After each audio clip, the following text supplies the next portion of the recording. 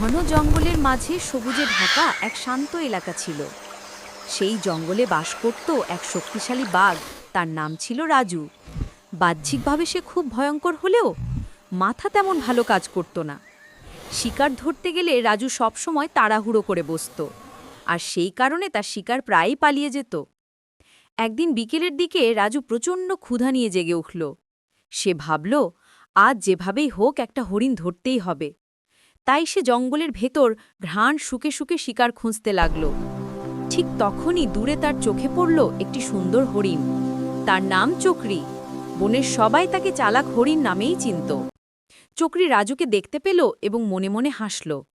বাঘটা শক্তিশালী ঠিকই, কিন্তু মাথা কম। একটু বুদ্ধি খাটালেই ফাঁকি দেওয়া যাবে। এ কথা ভেবে সে শান্তভাবে নদীর দিকে হাঁটতে লাগল, আর পিছন থেকে তাড়াহুড়ো করে তাকে অনুসরণ করতে লাগল বাঘ রাজু।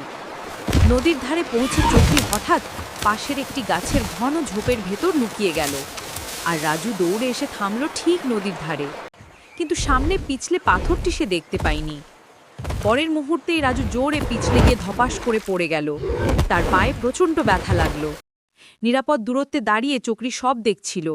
সে মনে মনে ভাবল, বাঘ যতই শক্তিশালী হোক, নিজের ভুলেই তো পিছলে পড়ল।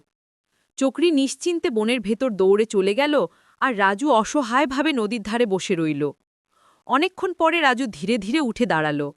তখনই প্রথমবারের মতো সে বুঝল, শুধু শক্তি থাকলেই শিকার ধরা যায় না, বুদ্ধি আর ধৈর্য খুব দরকার।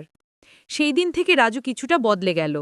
সে আর আগের মতো তাড়াহুড়ো করে ঝাঁপিয়ে পড়ত না, বরং ধৈর্য ধরে পরিস্থিতি বোঝার চেষ্টা করত।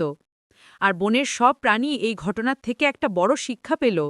শক্তি যত বড়ই হোক, বুদ্ধির সামনে তা কখনোই টেকে না।